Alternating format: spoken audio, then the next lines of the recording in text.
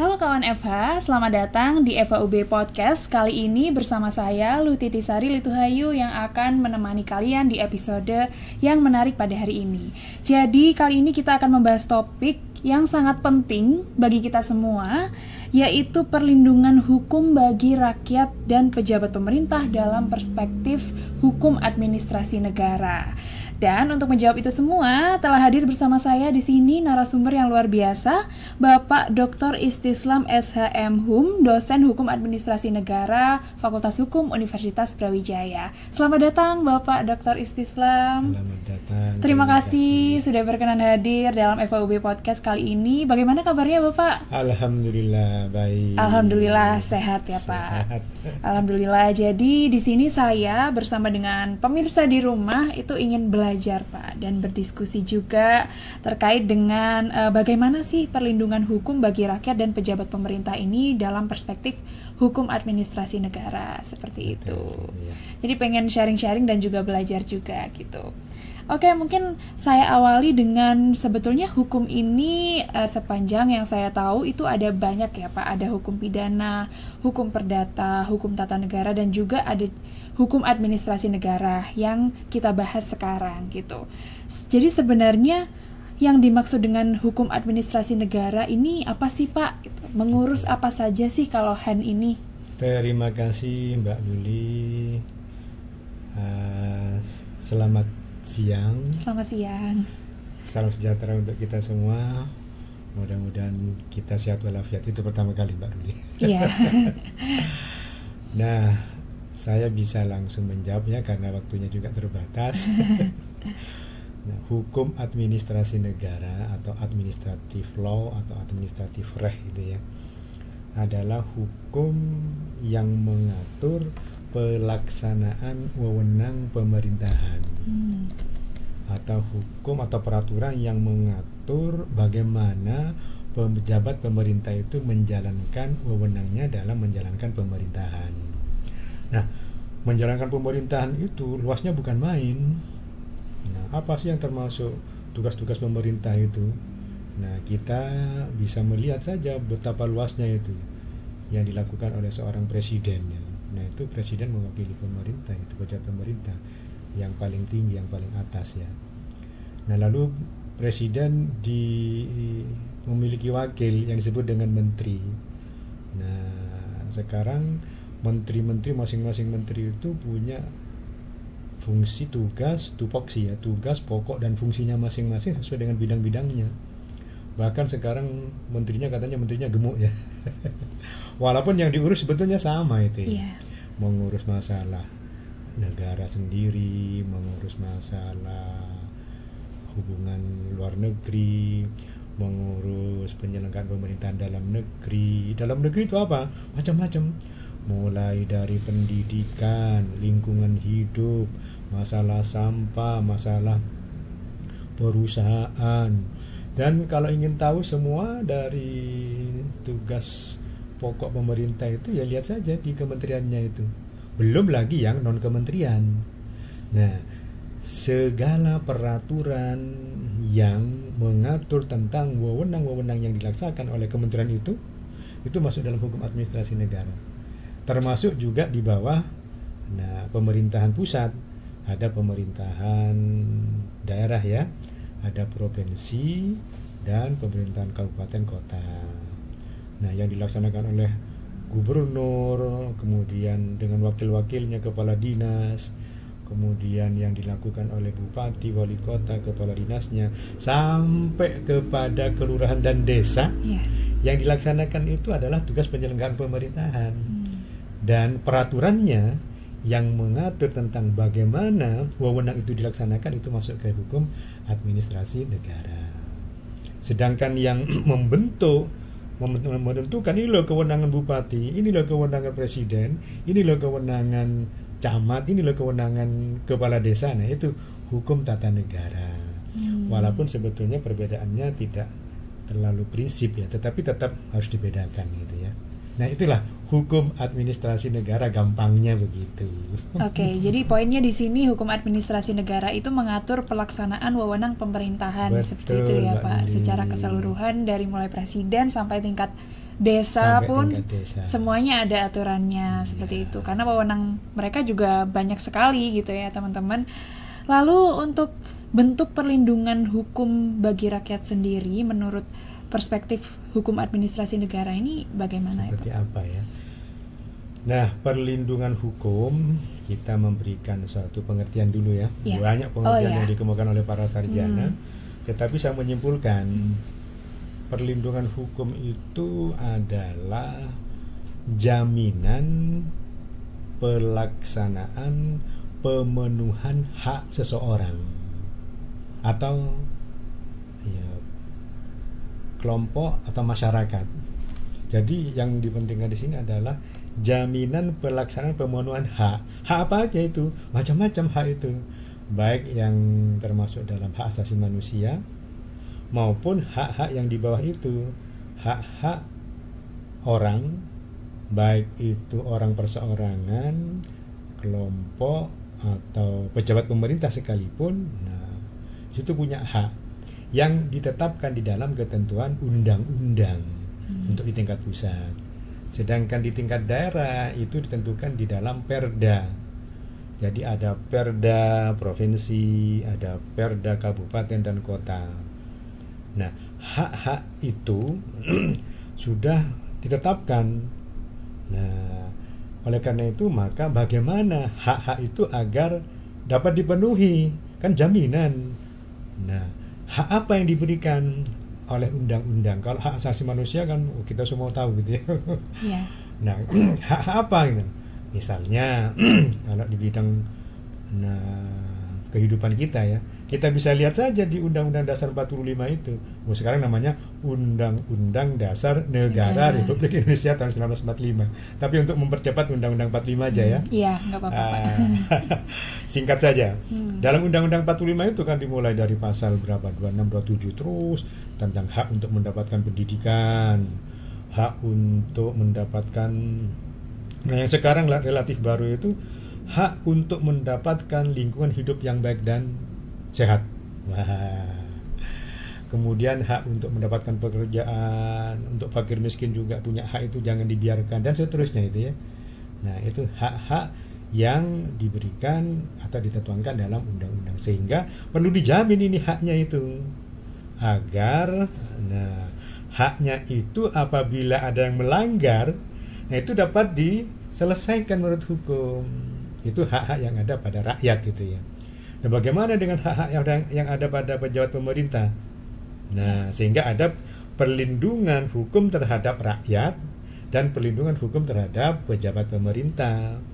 Nah, pejabat pemerintah itu perlu dilindungi juga dalam hal menjalankan pemerintahan. Kalau dilihat dari segi sejarahnya, sejarah lahirnya hukum administrasi negara memang ditujukan utamanya adalah untuk melindungi hak-hak rakyat. Dari apa? Dari kemungkinan adanya ancaman dari pejabat pemerintah. Loh, kenapa kok pejabat pemerintah? Iya, karena hukum administrasi negara itu tadi pengertiannya pelaksanaan wewenang ya. Yeah. Pelaksanaan wewenang dari pejabat pemerintah. Jangan sampai pejabat pemerintah itu menyalahgunakan wewenangnya. Itu dalam bahasa asingnya namanya détournement de pouvoir gitu. Jangan sampai. Atau pejabat pemerintah sok gitu ya, sebetulnya tidak punya kewenangan kok, lalu dia berbuat seakan-akan dia punya kewenangan, seakan-akan dia berwenang. Ya, pembodohan terhadap rakyat itu kan. Nah, itu disebut dengan perbuatan sewenang-wenang atau willekeur. Nah, oleh karena itu maka perlindungan hukum bagi rakyat dari perspektif hukum administrasi negara, jangan sampai pejabat pemerintah itu siapapun dia, seperti yang tadi sudah sebutkan, menyalahgunakan wewenangnya dan melakukan perbuatan sewenang-wenang. Pemerintah terhadap rakyat. Ya. Nah, lalu bagaimana dengan pejabat pemerintahnya, antar pejabat pemerintah? Bisa jadi misalnya karena adanya tumpang tindih kewenangan. Siapa ini sebetulnya yang berwenang itu? Pejabat-pejabat pemerintah dari instansi ini gitu. Nah, dalam hal ini pejabat pemerintah itu hendaknya diartikan dalam pengertian yang lebih luas. Bukan hanya presiden saja, bukan hanya bupati saja gitu ya. Siapa yang berkuasa di situ? Nah, siapa pejabat pemerintah yang berkuasa? Banyak di Indonesia kan. Kalau kita menggunakan pendekatannya trias politika itu ya, secara akademik itu ya, ada pemisahan kekuasaan ini. Nah, klaim-klaim kewenangan, oh itu kewenanganku, misalnya antara kewenangan dari pihak kepolisian misalnya ya, selaku penegak hukum, dengan kejaksaan misalnya ya, antar kepolisian dengan kalau di pemerintahan itu ada misalnya pegawai penyidik gitu ya, PNS misalnya. Jangan sampai terjadi perselisihan semacam itu. Atau, nah, dalam praktek seringkali terjadi ya. Nah, banyak pejabat pemerintah yang tidak menyelesaikan program-program pemerintah itu karena takut salah dia. Nah, kenapa kok takut? Nanti dicari salahnya katanya. Oleh siapa ya? Oleh penyidik misalnya gitu kan ya. Oleh karena itu maka, nah, dari sejak awal hukum administrasi negara itu lahirnya adalah tujuannya untuk memberikan pelindungan hukum bagi rakyat, tetapi lama-kelamaan pejabat pemerintah ini loh yang menjalankan pemerintahan juga butuh perlindungan hukum. Nah, seperti tadi itu ya. Nah, mungkin sesama penyelenggara pemerintahan perlu dilindungi. Atau secara fisik misalnya, pejabat pemerintah yang menyelenggarakan pemerintahan itu perlu perlindungan hukum. Jangan sampai dilawan. Contoh siapa? Satpol PP. Satpol PP yang mewakili bupati, wali kota atau gubernur, nah, melakukan penertiban. Nah, ini bahasanya teman-teman di pemerintahan ya, penertiban. Bahasa akademiknya itu adalah paksaan pemerintah atau paksaan pemerintahan. Dalam hukum administrasi negara namanya bestir duang, paksaan pemerintah. Lebih netral. Nah, pada saat Satpol PP melaksanakan paksaan pemerintahan, apa sih paksaan pemerintahan? Paksaan pemerintahan itu adalah suatu perbuatan nyata yang dilakukan, fakta yang nyata yang dilakukan oleh pejabat pemerintah untuk meniadakan pelanggaran terhadap hukum administrasi negara. Jadi Satpol PP berwenang atas nama wali kota, kemudian bupati atau gubernur misalnya sesuai dengan kewenangannya. Nah, melakukan paksaan pemerintahan di jalan apa misalnya? Menertibkan agar yang parkir itu loh nggak parkir sembarangan. Nah, larangan untuk parkir. Nah, melanggar itu langsung diambil tindakan nyata. Itu boleh itu. Nah, termasuk juga tindakan faktual atau perbuatan nyata yang dilakukan oleh pejabat pemerintah dalam hal masyarakat akan mengatakan penggusuran misalnya. Apa yang digusur?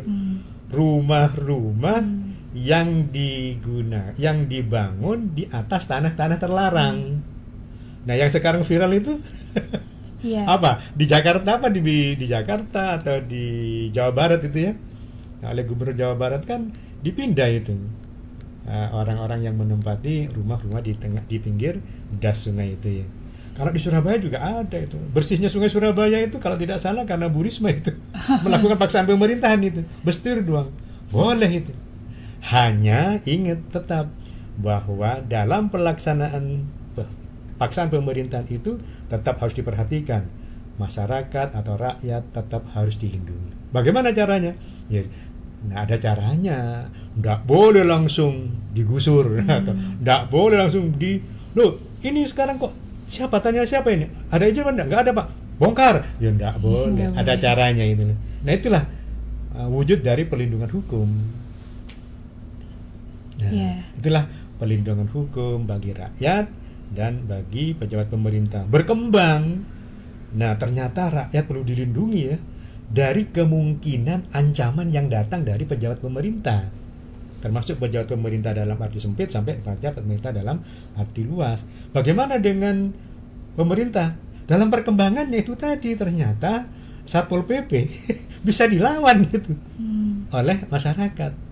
Nah, bisa jadi mungkin Satpol PP-nya itu dikeroyok misalnya, jangan sampai nggak dapat perlindungan dia. Nah, salah satu contoh kalau tidak salah terjadi di Sumatera itu adalah penagih pajak, petugas pajak yang menagih pajak gitu kan ya. Nah ternyata sampai ke menagih di perusahaan ternyata dianiaya gitu ya. Nah, itu kan butuh perlindungan.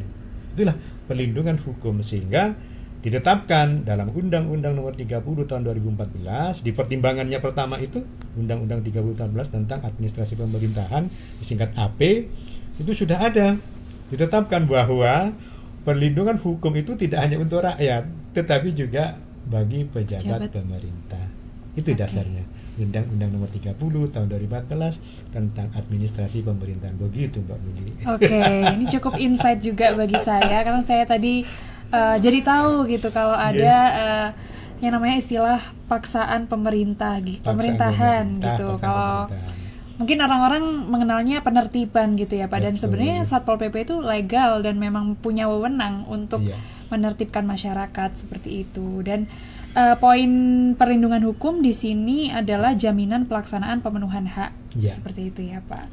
Oke, kalau gitu untuk contoh kasus-kasus yang terkait dengan hukum administrasi negara yang mungkin sekarang sedang dihadapi oleh negara Indonesia, yang isu terkini lah terkait dengan hukum administrasi negara ini, apa ya Bapak? Ya, barangkali yang sekarang lagi viral ya. Ini ada irisan ini antara hukum administrasi negara dengan hukum pidana. Berhubungan ya Pak? Berhubungan ya. Karena yang paling berhubungan dengan hukum administrasi negara selain hukum tata negara itu hukum pidana. Karena hukum pidana atau sanksi hukum pidana dapat digunakan sebagai sarana untuk menegakkan hukum administrasi negara gitu kan. Nah, salah satu contohnya yang sekarang lagi viral barangkali ini ya, pelaporan atau dilaporkannya 3 orang aktivis mungkin ya, katakanlah menyebut nama, toh ini juga sudah viral kok ya, Roy Suryo itu ya. Bapak Roy Suryo. Halo Bapak Roy Suryo dan kawan-kawan itu ya. Mereka ahli juga dan dokter salah satunya. Nah termasuk juga salah satunya siapa namanya saya lupa ya. 3 orang yang dilaporkan sekarang bahwa laporannya karena Roy Suryo ini dan kawan-kawan sering tampil ya di gadget atau di mass media itu, baik di TV atau di mana-mana. Nah, dia menyatakan bahwa ijazah Pak Jokowi itu palsu. Nah, ijazah Pak Jokowi palsu. Nah, permasalahannya sekarang dia menyebarluaskan lewat elektronik gitu ya. Lewat elektronik. Nah, permasalahannya boleh atau tidak itu kan ya. Nah, kalau melihat dari segi hukum boleh itu. Boleh. Kenapa? Karena itu hak untuk menyatakan pendapat dan itu aspirasi masyarakat. Boleh. Dari apa? Dari undang-undang boleh, Undang-Undang Dasar 45 boleh. Dari Undang-Undang ITE juga boleh. Memang dia punya hak gitu kan ya. Nah, permasalahannya sekarang kenapa kok dilaporkan gitu kan ya. Nah, inilah suatu harus mendapat perlindungan hukum ini. Nah, kalau kita baca di Undang-Undang ITE itu memang, nah sekarang ada namanya pasal berapa tadi ya? Pasal yang saya takut lupa ya pasalnya ya. 27 itu ya, pasal 27A itu kalau tidak salah pasalnya itu ya. Di Undang-Undang ITE itu ya. Nah, itu memberikan ketentuan itu terkait dengan bagaimana cara sebetulnya ya, atau hak orang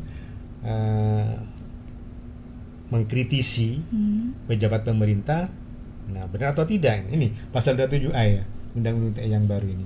Setiap orang dengan sengaja menyerang kehormatan atau nama baik orang lain dengan cara menuduhkan suatu hal dengan maksud supaya hal tersebut diketahui umum dalam bentuk informasi elektronik dan atau dokumen elektronik yang dilakukan melalui sistem elektronik. Nah, ini Undang-Undang Nomor 1 Tahun 2024 tentang perubahan kedua atas Undang-Undang Nomor 11 Tahun 2008 tentang informasi dan transaksi elektronik. Nah, ada sanksinya ini dalam pasal 45. Setiap orang yang dengan sengaja menyerang kehormatan atau nama baik orang lain dengan cara menuduhkan suatu hal, nah seperti dalam pasal tadi pasal 27A ya. Nah, dengan maksud supaya hal tersebut diketahui umum dalam bentuk informasi elektronik dan atau dokumen elektronik yang dilakukan melalui sistem elektronik sebagaimana dimaksud dalam pasal 27A tadi, nah, dipidana dengan pidana penjara paling lama 2 tahun dan atau denda paling banyak. Nah, berapa tahun denda paling banyak ini? Dan denda paling banyak bentar, 400 juta rupiah. Oke. Dan ketentuan itu merupakan tindak pidana aduan yang hanya dapat dituntut atas pengaduan korban. Berarti Pak Suryo tadi diadukan oleh mantan presiden sama Pak Jokowi gitu kan. Iya.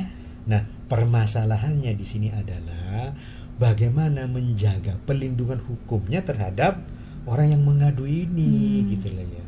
Ini dalam kebebasan untuk menyampaikan pendapatnya. Di bidang yang lain, nah khusus di bidang saya ini Mbak Dudi, bidang hukum lingkungan ya. Oh iya, kalau tadi UITE sekarang ke Ke lingkungan hukum nih, Pak. lingkungan. Nah, di undang-undang lingkungan juga sudah ada itu ketentuan bahwa pasal 66 Undang-Undang Nomor 32 Tahun 2009 tentang perlindungan dan pengelolaan lingkungan hidup. Pasal 66 itu ya. Setiap orang yang memperjuangkan hak atas lingkungan hidup yang baik dan sehat tidak dapat dituntut secara pidana maupun digugat secara perdata. Nah, nggak bisa dituntut itu ya. Misalnya mengadukan itu loh, ada perusahaan, pabrik. Nah, kalau kita bahasanya kan yang diduga telah melakukan pencemaran lingkungan hidup, air, sungai, dan udara misalnya, dilaporkan saja nggak apa-apa. Itu tidak boleh dituntut kalau misalnya ternyata pada saat putusan pengadilan si perusahaannya ternyata nggak bersalah. Itu tujuannya maksudnya. Ini terkenal dengan undang-undang anti-SLAPP bahasa Inggrisnya itu ya, yang menjamin agar korban kan masyarakat korban yang mengadukan jangan dipidanakan gitu kan ya. Tapi apa dalam prakteknya? Bagaimana itu, Pak? Dalam prakteknya masih saja dicoba itu kan ya, dicari si pejuang-pejuang lingkungan itu kelemahannya, kesalahannya itu apa, sehingga dia takut akhirnya gitu. Nah, inilah yang terkenal dengan istilah kriminalisasi. Jangan gunakan, pejabat pemerintah tidak boleh menggunakan itu, ya. Walaupun di dalam undang-undangnya kan ada celah untuk ini, sama dengan undang-undang ITE tadi ada celah itu ya. Orang yang mengadukan bahwa diduga ada kepalsuan, wah langsung, wes kalau begitu sudah tangkap aja dia, adukan aja. Nah, lalu diadili di sidang. Bahkan sebelumnya kan ada itu yang sudah masuk penjara itu ya. Namanya siapa, Bahtiar apa siapa itu ya, yang sudah dihukum itu gara-gara masalah ijazah palsu itu. Nah, termasuk dalam bidang lingkungan ini. Jadi ada kesempatan, misalnya sudah jelas kok saya pejuang lingkungan. Siapa yang pejuang lingkungan itu? Dia teman-teman teman-teman LSM. Tapi LSM yang betul-betul lingkungan loh ya. Apa yang betul-betul lingkungan? Mohon maaf ya, kalau saya katakan LSM yang betul-betul lingkungan. Memang tujuannya adalah untuk semata-mata demi lingkungan hidup, bukan untuk yang lain. Yang lain itu apa? Bukan profit oriented. Tidak mencari keuntungan. Tidak mencari keuntungan pribadi. Makanya LSM yang lingkungan itu, wah, mulia itu. Orang mulia itu. Siapa sih yang mau memperjuangkan lingkungan hidup kita? Siapa sih yang akan memperjuangkan air tercemar, air sungai tercemar, air laut tercemar, udara tercemar? Orang kan banyak yang gak peduli. Nah, lalu muncul LSM lingkungan yang peduli itu. Kalau memang dia melaporkan orang, kan demi baiknya sehatnya lingkungan. Nah, tetapi karena dia telah melaporkan, mengadukan perusahaan X misalnya itu ya kepada penegak hukum, wah, ini bisa loh ya. Sekali lagi saya katakan bisa terjadi. Di empiris waktu apa sih yang nggak bisa terjadi? Bisa terjadi, tanda kutip, kong kali kong antara penyidik dengan pelaku, gitu kan ya. Nah, kerjasama yang negatif toh banyak ya, seperti Harvey Muiz itu, atau yang kemarin kena suap yang berapa itu 62. banyak kasus macam itu. Artinya bahwa kalau memang perlindungan hukum bagi rakyat dalam hal misalnya, nah di Undang-Undang Lingkungan Hidup itu ya jangan dikriminalisasi lah, gitu kan ya. Jangan dicari-cari salahnya, sehingga pejuang lingkungan itu ya takut. Siapa yang berani takut melaporkan. Nah, justru itulah yang namanya undang-undang anti SLAPP itu tujuannya agar jangan sampai korban itu takut. Tapi di sebaliknya, nah sebaliknya itu siapa? Bagi pejabat pemerintah. Nah, lihat saja undang-undangnya itu. Jika undang-undangnya memberikan peluang kepada pejabat pemerintah untuk nakut-nakuti, wah itu bukan negara hukum, bukan negara demokrasi. Itu. Begitu Mbak Luli. Oke. Jadi apakah kriminalisasi kepada pelapor tadi ya Pak, itu intinya apakah itu merupakan tantangan utama dalam penerapan pelindungan hukum administrasi negara di Indonesia saat ini Pak? Atau ada tantangan yang lain juga nih untuk barangkali tantangan utama satu-satunya itu. Satu-satunya itu adalah bahwa mestinya jangan ada dendam kepada rakyat. Hei pejabat pemerintah. Gitu kan, begitu mestinya itu. Nah, bahkan saya sering mengatakan kepada mahasiswa saya itu ya, inti dari mempelajari hukum administrasi negara hakikatnya adalah agar, salah satunya itu ya, tidak menjadi pejabat pemerintah yang sombong, yang sewenang-wenang. Nah, sehingga bagaimana, kan katanya mau mengayomi, menertibkan itu ya. Nah, rakyat itu kan macam-macam itu ya. Ada rakyat seperti saya, Pak Ruli. Nah, Mbak Luli ya. Mbak Luli yang orangnya baik-baik saja misalnya. Ada setengah lagi. Ada namanya Mas Ivan, baik-baik juga. Ada yang lain mungkin di tingkatannya, ada yang lain lagi aduh, sangat tidak baik. Gitu loh. Ini permasalahannya. Yang sangat tidak baik yang seperti apa? Mulai yang tidak sopan, kurang ajar, sampai kepada yang jahat, gitu kan. Tapi itulah yang perlu dihadapi oleh pejabat pemerintah. Kalau tidak mampu untuk menghadapi dengan baik, ya jangan jadi pejabat pemerintah. Gitu loh maksudnya. Loh, kok seenaknya sih itu kan ya. Menjadi pejabat pemerintah maunya enaknya saja. Ya enggak. Jadi semua sifat-sifat karakteristik rakyat yang bermacam-macam tadi ya akan dihadapi oleh pejabat pemerintah dengan baik. Oleh karena itu maka ukuran baik itu ditentukan dalam hukum administrasi negara, yaitu adalah azas umum penyelenggaraan pemerintahan yang baik. Dalam bahasa Belandanya kalau tidak salah, algemene beginselen van behoorlijk bestuur. Nah, yang lebih luas lagi, dari AUPB singkatannya itu ya. Nah, adalah pemerintahan yang tata kelola pemerintahan yang baik gitu. Jadi bagaimana mengelola pemerintahan yang baik. Jadi orang pemerintahan harus baik juga gitu kan. Good governance. Jadi kita sebetulnya sudah punya good government itu, tapi yang sekarang good governance. Semuanya harus baik dalam penyelenggaraan pemerintahan. Sekali lagi, bagi orang yang menjadi pejabat pemerintah sudah siap-siap itu, mestinya jadi orang yang baik, menjadi orang yang bijak, gitu ya. Jadi siap-siap untuk dikritik. Nah, kalau nggak siap dikritik, ya jangan. Banyak orang lain yang mau siap untuk dikritik. Begitu Mbak Lili. Harus bisa menerima kritikan seperti harus itu, bisa ya, menerima, jangan balas dendam gitu ya. Hanya saja dengan menghadapi orang-orang yang semacam itu kan ya, kan larinya ke fitnah nanti. Fitnah, saya tunggu dulu gitu kan ya. Tunggu dulu. Karena dalam hukum administrasi negara itu mengatur dua pihak. Pihak yang satu adalah pihak yang kuat dan yang satu adalah pihak yang lemah. Yang kuat siapa ya? Pemerintah yang kuat. Pejabat pemerintah itu orang kuat itu. Dia punya segala-galanya itu ya. Termasuk juga punya kekuatan dia, kekuatan pemaksaan tadi, punya polisi, punya Satpol PP, punya duit, punya perusahaan, apa yang nggak dimiliki gitu kan ya.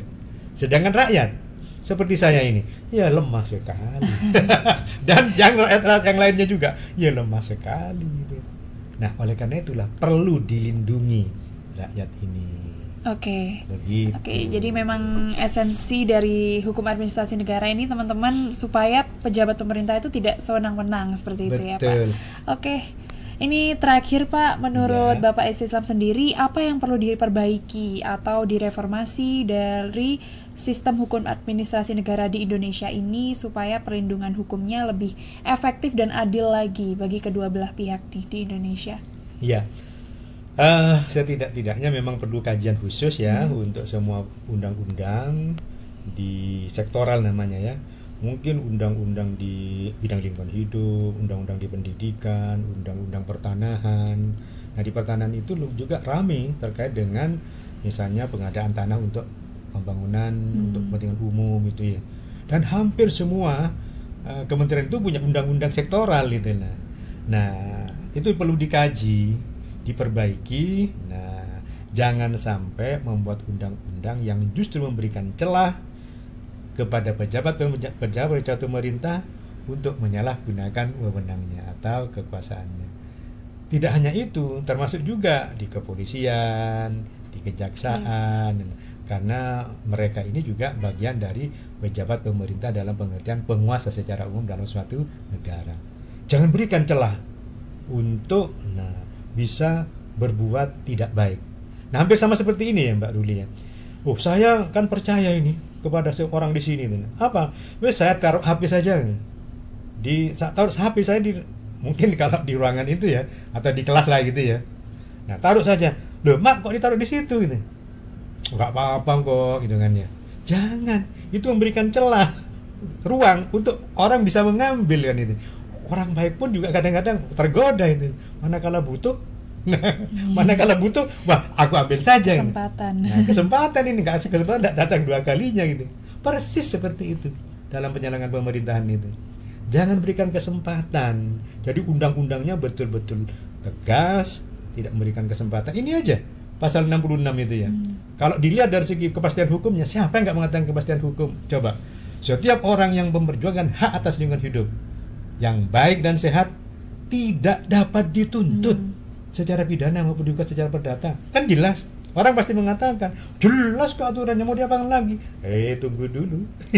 Dalam prakteknya bisa jadi dicari celah yang lain. Apa kesalahannya itu? Macam-macam dalam prakteknya itu ya. Nah, misalnya, telah membuat onar ini, menyusahkan orang ini, atau menggunakan bendera, tidak sopan ini, tidak benar. Bendera merah putih kok dikibarannya seperti itu sih? Ada saja celahnya. Dicari-cari yang dicari-cari. Jangan sampai seperti itu. Sehingga buatlah negara ini dengan ketentuan hukum yang benar, yang adil, dan sebetulnya betul-betul harus memihak pada rakyat. Begitu pesan saya, Mbak. Oke. Tapi perlu kajian ya. Iya. Lebih jauh.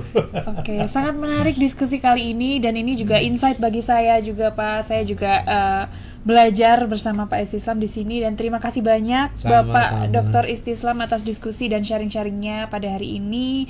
Dan semoga nanti kita bisa diskusi isu-isu terkini mengenai hukum administrasi negara yang lain ya Pak. Nanti bisa kita diskusikan lagi di FAUB Podcast seperti itu. Jadi penting teman-teman bagi kita semua untuk tetap kritis dan juga mengikuti perkembangan isu, memastikan bahwa hukum yang diterapkan di Indonesia ini benar-benar berkepastian gitu dan berkeadilan terutama bagi rakyat.